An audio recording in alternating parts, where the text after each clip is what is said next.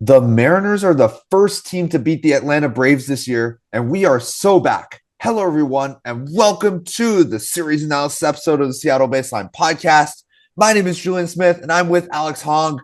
Alex, I mean, I guess I just said it in the opening. The Mariners are the first team this year after like 50 games to beat the Atlanta Braves. So, first of all, I feel like it's high praise to the Atlanta Braves. These guys are playing extremely well. I mean, having having played like a quarter to a third of the season without losing a series is insane. And so that's incredible. But the Mariners, our Seattle Mariners, are the first team to beat the Atlanta Braves this year. So what's going through your mind? Like, is it just happy thoughts or is there like a bunch of stuff? I'm just surprised because I did not expect this after the last series. And, to be honest, we were against a really good team, so I was really concerned how the team was going to play, but, they did perform. And I feel like they did this a little bit last year, and baseball's weird. Even like the Dodgers find a way to never win against the Angels somehow. So it happens, right? But it's just something that you didn't really expect. The game played out basically how I thought it was going to play out, kind of, in the sense that the Mariners offense struggled, but we talked about their pitching staff was pretty good, so I'm not too surprised there. But what did not play out the way that I thought it was going to, which is why we even won this series, is the pitching. Our pitching specifically. We had great starts by the pitching staff.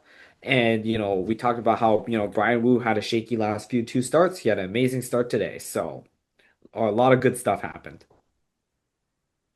Yeah. And you've got so throughout the series, in terms of pitching, you gave up 4 runs in the first game, 3 runs in the second game, and run one in the 1 run in the third game. And that means that you've given up 8 runs in 3 games. You divide 8 by 3, you get 2.66. That means that your team ERA against the best offense in baseball so far is in the twos, not in the threes. It's in the twos. And so that's something to be proud of with the Seattle Mariners, because when you see a team like the Atlanta Braves who have been mashing everybody, I mean, like you've got 4 guys in that lineup who are above a 900 OPS. That means that they've been hitting home runs, they've been walking, they've been absolutely destroying pitchers across the league. And our the Mariners pitching staff shut them down to only 2.5 runs per game. That's real progress right there, and that's what I see, and that's why I'm really happy with the way that our starting pitching pitched. Our bullpen, to some extent, we'll talk about the good and the bad there, but there were a lot of good things that happened in the pitching staff, and then the offense. I'm not going to come out here and say that the offense played great because they didn't. They scored 5 runs in the first game, which was great, and then 2 runs in the second game, 3 runs in the third game. I mean, it's about average, but average is good. If you can stay around average, if you can, the Mariners scored 5, 2, and 3. That's 10, and so you scored more than 3 runs per game. If we can push that up to 4, that would be really cool. But with the pitching staff that Atlanta has, 3 runs per game, that's not bad. That's actually in the pluses. So I'm I'm pretty stoked with the way that the Mariners played today or played in this series. And I hope they can continue doing it because, first of all, Julio Rodriguez, if he can continue mashing the ball the way that he is, second half Julio doesn't have to wait till the second half. He's coming early. Christmas is coming early for the Seattle Mariners here. And so a lot of things, despite all the injuries, a lot of the signs are looking amazing for the Mariners. Another thing, let's talk about JP Crawford real quick because we went hard on him in the last episode, and of course, this episode he decides to or this series he decides to go crazy. So, maybe we should talk bad about every single player, and then every single player will play well. So Yeah. maybe that'll happen. The only player who hasn't yet is Castillo, but who knows? Maybe he'll make an amazing start. But yeah, it was pretty good to see there. And with the Julio thing, yeah, what he does, yeah, I'm not used to this. I'm personally like really shocked. I'm not used to it at all. I'm used to like Julio sucking. So this is actually pretty crazy to me. It's like it feels kind of weird to say, "Oh wow, he's playing so well," you know. But yeah, with Crawford, the especially the go-ahead homer he had, that was pretty shocking to see. Because Julian, I remember you texted me that day because I think Crawford had like a poor defensive play, and you're like, oh, there he goes again. But then he hits the home run, so all is forgiven, I guess, in that regard because we end up winning. And I still stand by my point. JP Crawford is a very low like defensive player. And there's a reason why the defensive metrics don't point to him being a good defender. There's a lot of things about his defensive game that I don't know if they can be improved at this stage of his career. But at the same time, there are some really good things that JP Crawford does. One of them being the batting. He is a very his clutch batting is really good. And the reason of that is because he walks a lot. His on base percentage is always in the 400s. It's extremely high. It's one of the best in the league. And then you add the home run power to that. He has sneaky pop with that home run power. He's actually a really good batter in terms of just overall ability to step up to the plate and deliver what he needs to do.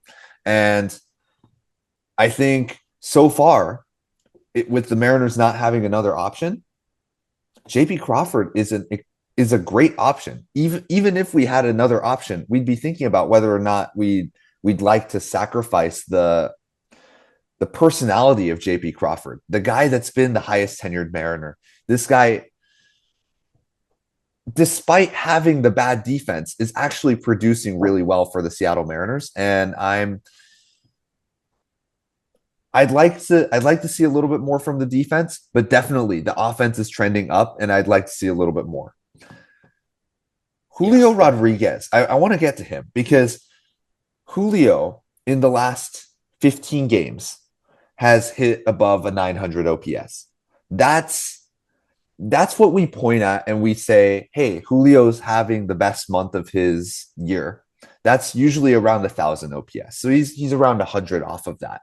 And when in the months in the second half where he's not the 1,100 OPS Julio, he's around 800, 850 ish. And so he's already surpassing that with 900. And that means that that means that he's figured something out. He's attacking the pitch that he sees that maybe in the second half he would have made the adjustment, but this year he's making that adjustment in the first half. And so Julio Rodriguez is not just not just looking good, but he's definitely trending upward. And we see it from the stats, from the progression, from the way that he acts in front of the team, the all of the reactions that he has with the home runs. I love that reaction in the third game when he hit that home run.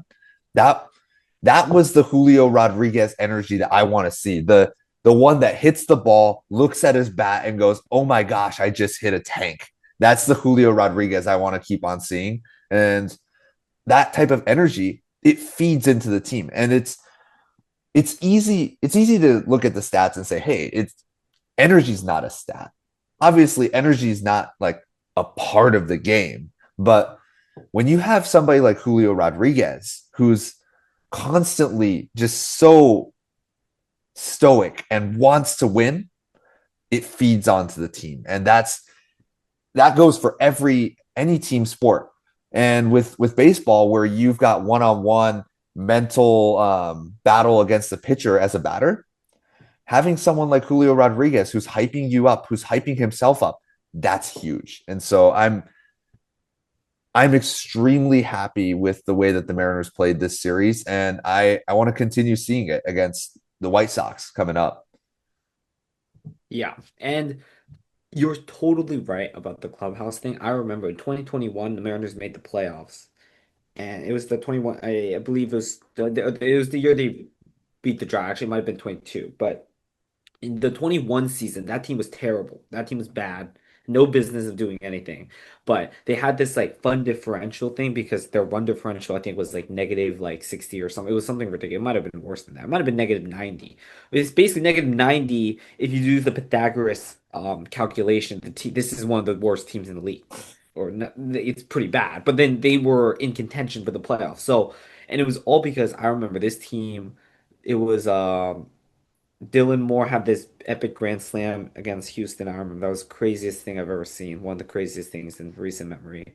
The team was hyped, everyone was hyped, and I think it really brought the energy and motivation for the team to play well as like a family. And I think that really, really matters. So having a guy like Crawford who's been here for a while, Julio, everyone loves him, right? These guys do a lot more than just the stat sheet says. And even the problems we have with Dan Wilson, I'm glad the players like him. If the players didn't like him, it's gonna do a lot worse. If he's like a manager that forces everyone, like is really hard on the players, doesn't allow them to do anything fun, then the team is not gonna have fun. It's definitely gonna have a negative impact. So I totally agree on that perspective. And another thing about the Julio, I just hope this is not a reversal of what usually happens where he's good in the first half, where he's bad in the first half, good in the first half. Hope he's no longer, hope he doesn't turn into good in the first half, bad in the second half. And hopefully he's just good all around. That hopefully doesn't Definitely. happen. But it's a big year for Julio. This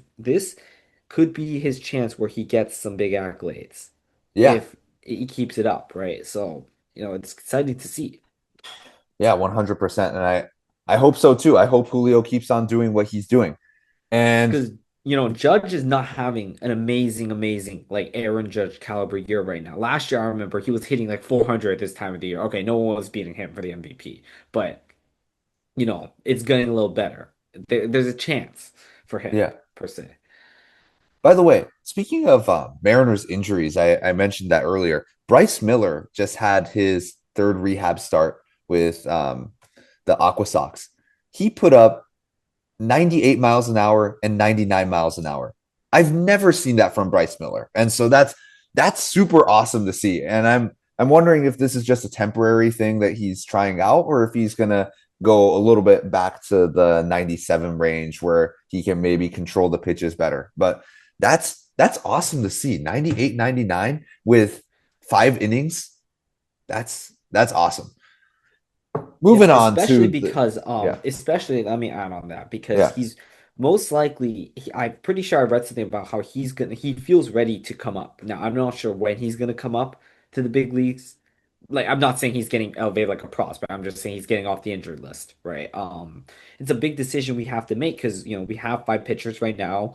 I doubt we're gonna run a 6-man rotation. I know Dipoto doesn't like doing that. Mm. So who knows, like what we can do because we got the Castillo thing going on. I feel like I don't think based off because he just pitched, he won't even be available until like the Houston series. So we have at least one more start of Castillo to still see how he does. But I I just feel like we have a lot of bullpen depth issues right now because we have so many injuries. We have so many injuries. We cannot afford to have 6 starters. Definitely not. So a decision has to be made, and I'm not sure what it's going to be. Like we can like somehow get Castillo on the IL or something and have him. I've seen this happen before where teams send them to the IL with like some fake injury or whatever and then have him Phantom work on some IL things and stint. come back. Yeah, like a phantom IL. So that's a possibility. But I highly doubt it's going to be 6 starters. And I don't think you want to move Castillo to the bullpen at this point of the year. I just feel like that wouldn't be the best. So I don't know. I think that's just and because you never know, one of our starters might get injured again, and where we need Castillo, right? Mhm. Because if one of our starters get injured, then we need Castillo to start because it's gonna be him or who I don't know, like some random guy from AAA. I'd rather have Castillo. So I feel like the bullpen, hopefully, even with the Phantom IL thing, it'll buy us some time for maybe something to happen. So that's why I think that's gonna come out of there. Yeah, and I'm excited for Bryce Miller to come back. I think Luis Castillo really needs to take a break right now. He hasn't looked good in the past month. And so it's been a rough time for Castillo, but we know that there is the good Castillo in him because he he put up 6 innings, no earned runs against the Yankees to start the season. So we know it's in there. We just need to see it happen again. And so I'd love to see Luis Castillo take a little bit of a break from the starting pitching rotation. And I I guess good stuff so far from Bryce Miller. I mean, 98, 99 is no joke. Moving on to the White Sox. Alex, this is a team that surprised me. And being from Japan, when Munetaka Murakami first announced that he was coming up to the major leagues, everybody was like, well, there was half the fan base that was like, oh my goodness, this is like the best thing ever. Munetaka Murakami's gonna be awesome in major leagues. And then there was the other half that said, oh, well, strikeouts, he's gonna suck. Turns out he has the strikeouts, but he also has the homers. So Munetaka Murakami's been absolutely amazing. I mean, coming from the NPB, you don't expect that type of performance from the first year of adjusting to the major leagues. I don't think that usually happens with prospects that come up.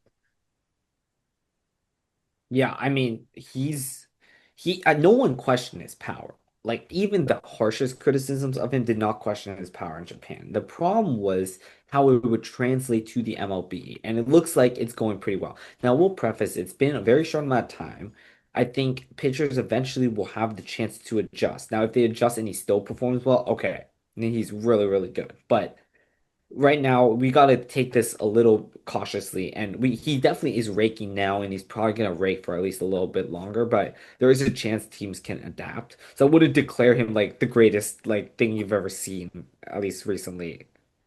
Yes, but importantly, like he is what I think of a true three true outcome player, like a Joey Gallo type player, where walk, home run, strikeout. That's all he does. If you look at his hits, he has 14 homers, 31 hits. So basically, if it's a hit, it's half the time a homer, half the time a single. He has one double. So it's literally, if he gets a hit, it's a homer or a single, basically. And he has a lot of walks too. He has, I think, 28 walks. But he has 55 strikeouts, which leads the league. So he's striking out at around a 34% clip. So we gotta let him chase with him. We just gotta be very careful. If we're in a situation where Murakami can kill us with the home run, we honestly, it might just be worth it to just throw junk outside the plate because, like I said, if he gets contact on the ball, half the time it's a homer. So if we're in a situation, I feel like, or if it's in like the first inning, then you could just play him how you want to play him. But if we're in a situation where he's a very unique player, where it's like I might be fine with walking him. He's slow. It's not like you're letting a super fast guy on the bases. So you gotta play this a little cautiously when you have players like him. And you also do this with players like, Judge and all that. But this is a little different. This guy, I feel like, has at least a chance to, get out if you throw him a lot of junk. That's good because he can chase. So guess who has um one of the top on base percentages on the White Sox? You definitely know this name. So Murakami? Nope. It is the Jared Kelnick has one of the top on base percentages on this team. So Mariners fans, we're very familiar with Jared Kelnick until everything didn't work out in the major leagues for him, and then he got traded. But Jared Kelnick is on the White Sox. I'm kind of excited to see him back on the major leagues. That seems pretty exciting. Yeah, I kind of like Kelnick, but the problem with him, I mean, even though he had the base percentage, I mean, okay, also another big problem with him is he chases a lot. He strikes out a lot. So I guess his on-base percentage being high is a little surprising. He hasn't slugged at all this year, so I mean, it's also a really small sample size, so it's not much I could say about that. But with Kelnick, I remember when he was on the Braves, there was that I remember. It was Kelnick was one of the last players they had left. And It was a three-pitch strikeout and everything was out of the zone. And I laughed because I was like, oh, that's a typical Kelnick at bat. So that's a funny anecdote I have. Yeah. I mean, I'm excited to see Jared Kelenic back. I'm I'm kind of sad that like Jared Kelenic didn't work out for the Mariners. I understand that there's like a lot of these players from the minor leagues come up and they don't work out, but I mean, every time it happens, it's just like, oh man, that's too bad. But one guy that has been doing well for the Chicago White Sox is what's his name? The pitcher, Yeah, pitcher Davis Martin. Davis That's Martin. the name. Yeah. I blanked out for a bit. This guy has been striking out players at some of the highest clip in the major leagues. He's also had the second best ERA in the American League. I mean, that if that doesn't give you the whoa, that's crazy stat line, then I don't know what will. Because Davis Martin is effectively one of the best pitchers in the league right now, based on his earned run average. And even though he doesn't have a very fast velocity, he has many pitches from three fastballs, cutter, four seam, two seam, and then you've got the changeup and the slider moves both ways, and he gets a ton of swing and miss, a ton, 15% on that slider. He gets 15% on that changeup. That's crazy to get that much swing and miss on like two of your pitches. Those are two elite pitches that he has this year. And so he's kind of like a Logan Gilbert that has more pitches that could be contact pitches. Yeah, he also doesn't really walk anybody. He has one of the lowest walk rates this season. I think it's like 4.7% or something like that. So yeah, he's been good. So that's going to be a difficulty to go against, right? We mean we've been going against some good pitching somewhat recently, but this is definitely going to be another challenge. Now, I'm not too concerned about their bullpen personally. They got a few good guys. Like Sean Newcomb, I think he's pretty decent. Saren Anthony Dominguez, he's their closer. He hasn't had that good of a season, but I think there's some decent names on that bullpen, but I don't think it's as good. So if we could get to their bullpen, I think we could do some damage. And with the pitching, I think the Mariners, we could just if we can perform at least a little bit, right? Even with what we did, like with the Brave series, like even that second game where we barely did anything. Like we did a little bit of something, and the pitching played well to where we had a chance to win these games. So, baseball games, there's so many. Like if we criticize every single game, then no team is perfect because the sample size is so. Like baseball is this type of sport you need a large sample size. I think I'm just looking for some sort of life.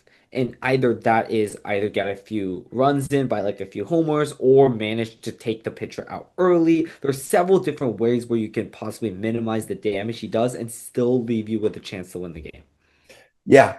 And I want to go back to Davis Martin a little bit because this is the pitcher that could beat us up if we're not if we don't take charge of this game. The biggest pitch that he has is the changeup. And by biggest, I don't mean it's just the best pitch. It's the one that varies the most. It's the one that could be the best pitch with his downward movement, but also has the chance of if he doesn't locate it correctly, lefties could mash it. It's been his issue all season. This is the one real vulnerability he has, and if he doesn't get the swing and miss on the changeup, then there's that swing and miss number goes down significantly. So to combat Davis Martin, you want to watch that changeup. How is he throwing the changeup? And make sure that you're on top of it. Attack a certain pitch, and it should all be fine. It's exactly what Julio's been doing. It's exactly what all of these Mariners have been doing. I'm sure Edgar Martinez says that every single time to attack one certain pitch. and I just need them to do that again. Yeah. Final thing I'll say, um, what Anthony K is who we're against in the second game, but he's against Castillo, and K is kind of one of their not very good pitchers, so it's kind of pretty balanced there, right? Gilbert against Davis Martin might be tough. That one clearly Martin's been the better pitcher. Then we got Hancock versus Sean Burke. Burke has had a pretty decent year. He has a actually pretty good year. He's a below 3 ERA. He's been pretty good. So, Hancock's been amazing too. So I think that's a pretty good matchup there. So I think in total, we should be set, I think, to definitely have a chance to win this series. And the White Sox, they're still not that good of a team. They have several really good players, and these players are really boosting them, like the Murakami, like the Davis Martin. But I feel like the Mariners overall, their roster has been better. And I gotta give credit to the White Sox offense. They've been playing a lot better than they were last year. Last year they were abysmal. This year they have some guys, who have been pretty good. So. I don't know. It's just like not a team, and I know maybe the perception of the White Sox is still they're bad, right? Because they would have been bad for so long, and maybe Yeah. that's still stuck in my head. But I still feel like we should be able to do some damage, and their record isn't that good. So clearly, they have been vulnerable this year, even though they have some strengths. Yeah. And I'm excited to see how the Mariners play here. I think the Mariners should win. But there are, as you just said, there are some good players that play on the the White Sox pitching staff, batting staff. They've acquired Munetaka Murakami, and so I'm excited to see him. I'm excited to see them play, and we will be at the game, the next White Sox series, not this one, but on starting on the 18th. We will be there on the 18th. So if you guys want to come see us, we'd be so excited to if you can join us at the bullpen before the game starts. So thank you everyone for tuning in. Check us out on Spotify, Apple Podcasts, and our beautiful faces on YouTube. Check out our Instagram. And as always, go Mariners. Go Mariners.